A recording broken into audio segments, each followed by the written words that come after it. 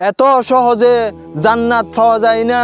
ইমানের পরীক্ষা দিতে গিয়ে নবীর চাচা আমির হামজার কলিজা ছিঁড়ে ফেলেছে। ইমাম হুসেনকে দেহ থেকে কল্লা আলাদা করে দিয়েছে।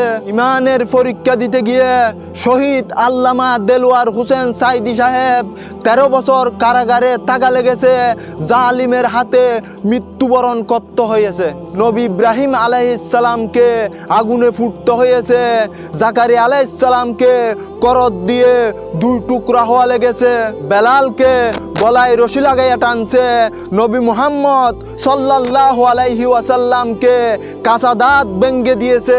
নবী নূহ আলাইহিস সালাম 950 বছর পর্যন্ত এক আল্লাহর দিকে মানুষকে ডেকেছেন। আল্লাহ রাব্বুল আলামিন কুরআনুল কারীমের সূরা আল মুলক 67 নম্বর সূরা 2 নম্বর আয়াত, আল্লাযী খালাকাল মাউতা ওয়াল হায়াতা লিয়াবলুয়াকুম আইয়ুকুম আহসানু আমালা, যিনি মৃত্যু এবং জীবন সৃষ্টি করেছেন তোমাদেরকে যাতে পরীক্ষা করে নিতে পারে কে তোমাদের মধ্যে আমলের দিক থেকে উত্তম।